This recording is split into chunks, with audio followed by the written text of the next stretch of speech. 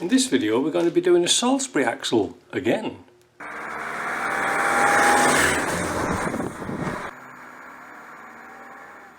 The other day I received a package and an email from this outfit in Mississauga near Toronto about finishing off an axle casing that I've had here for months and months and months.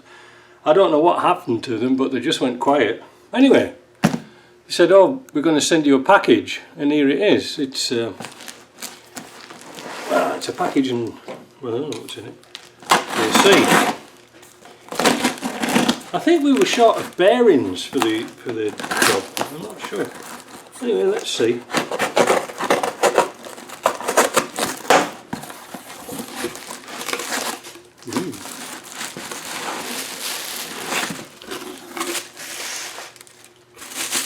Right, well, this is interesting. There is here a differential.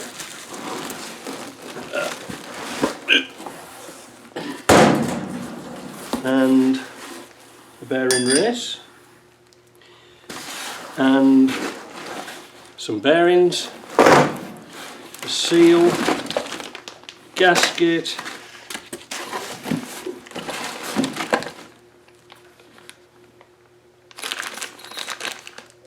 That's a differential LT230 kit. And bearings, form, shims, collapsible spacer, another bearing. Oh my goodness, it's like Christmas. Let's get rid of all this lot here. A seal, thrust washers, and thrust washers. Interesting. But let's have a look at this interesting thing here. We've got a bearing, but we've only got one race for it. Let's get rid of that. So where's the other race? Maybe that's why they sent me so many bearings.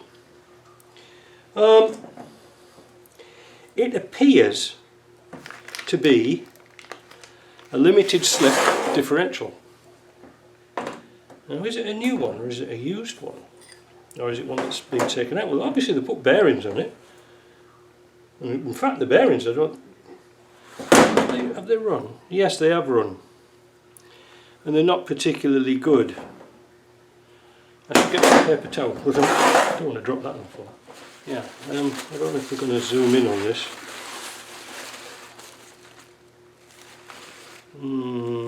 Yeah, you can see where they've been sort of grey.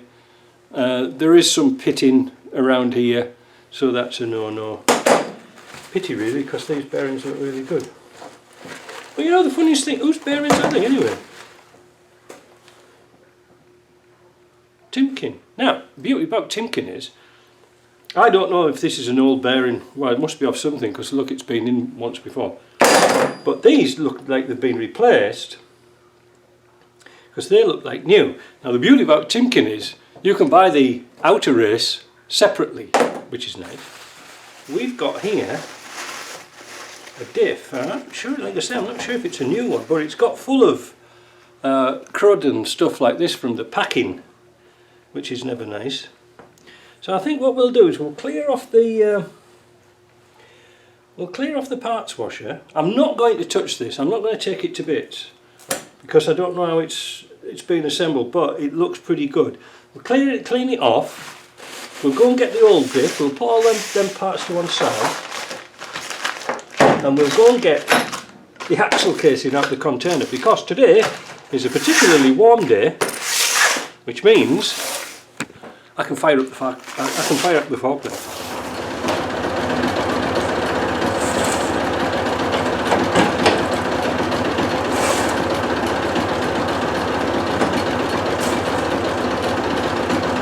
That's a bit high.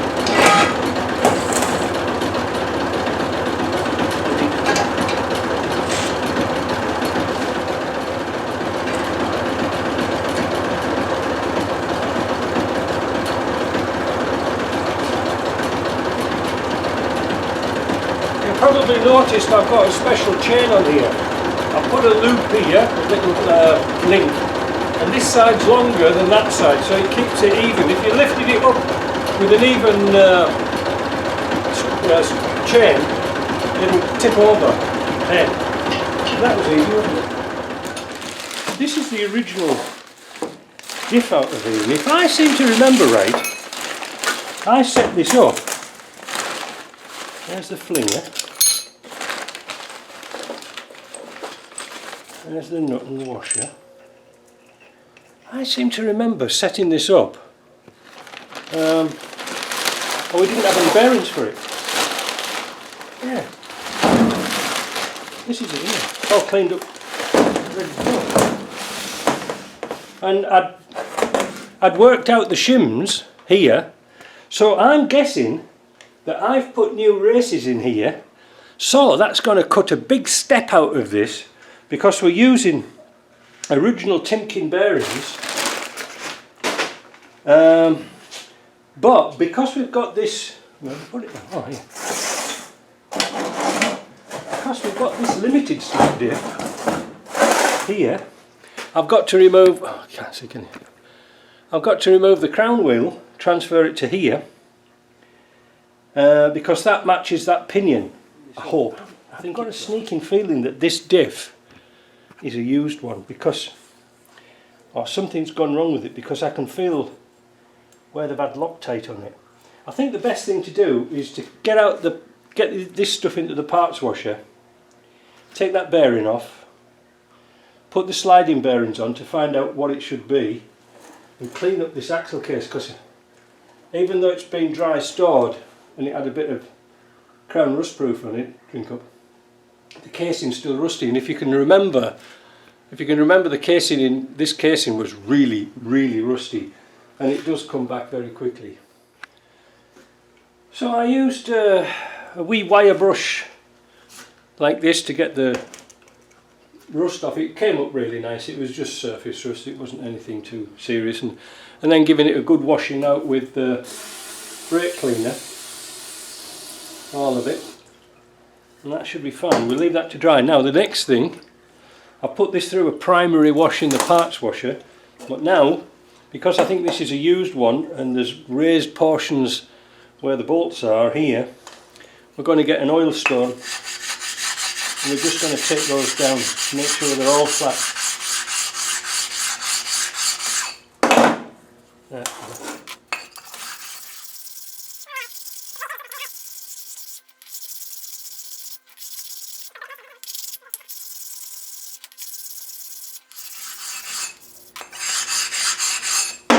So that's all done.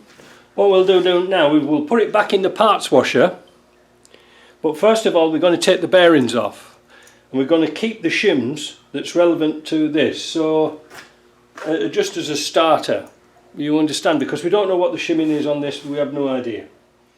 So, right, so this is the Vivo 2-Low-Matic. This does the job for these bearings. It's a really good little thing. I wish I'd got it years ago. But I've forgotten how it goes together. So I think that goes, yeah, does that go? No, it goes that way. And then this goes over the top, I do believe. That's right, because we've got to spin that down. So we've got our airline. We've got to stock it. Now, was it the orange one or the black one? I think it was the black one. Or was it the orange one?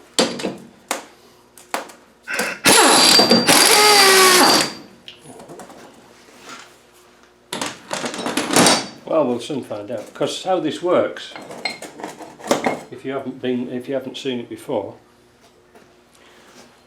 these steel cones have got tapers on them, but they're a different size. One's a different size to the other.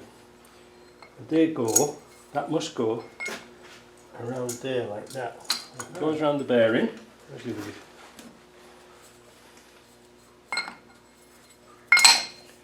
It goes around the bearing. And then you have to adjust. Don't throw it on the floor. Then you have to adjust these rings here so it's pretty tight. So that's pushing on the top of the bearing, so it's got nowhere to go. This one here, and this one pushes on the top. So when we clinch these together, the right way around, should go out, put the top on. That's just to keep it in place.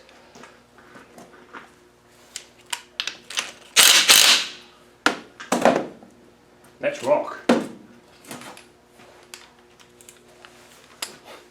And it doesn't matter really if it breaks it, does it? Because it's only a bearing.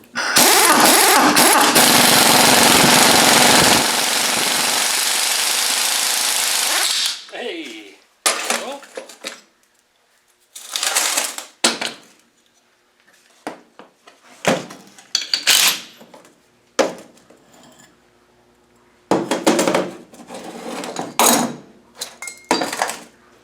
There's our bearing, and there's our shim undamaged. Did you like that? Isn't it good? It was worth its weight in gold, that little thing. So we're going to keep those shims over there like that, with that bearing.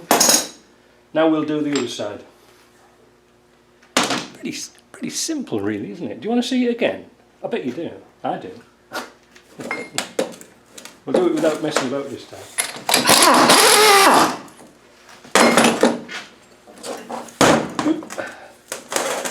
So, tool, goes like that onto the bearing, onto the top.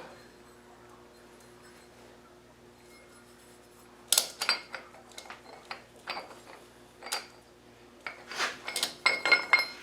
always get that bloody thing mixed up. There we go. Small to the top, small to the top. Locking ring. Give it a nip. Full power.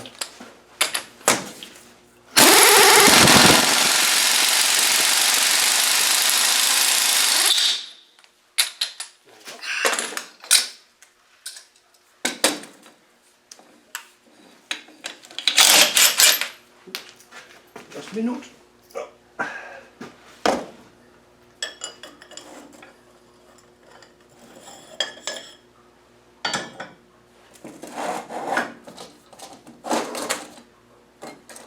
There's the bearing. Oh, the shim's still on it, look. So again, you can see that we didn't damage the shim, so that's nice. So we're going to put that over there. We'll put the bearing over there as well. That one. Not that it makes any difference. And now we can put it away. Good, isn't it? I didn't know that existed. I was watching a video and somebody used one. It's actually for a Ford, but the Ford axle's the same. And it comes with attachments for pulling this bearing off too. Nice, eh? But we don't have to do that because we're already doing it. Right, back in a minute. So now we're going to take this crown wheel off. Again, we're going to use the stone at the back. Make sure it's flat.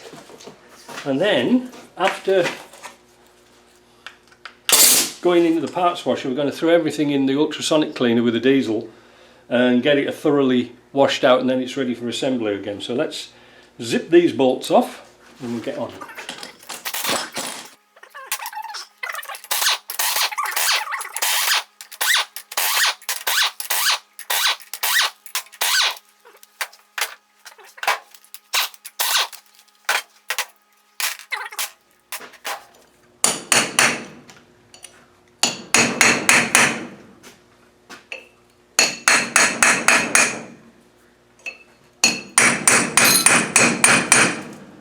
It's moving.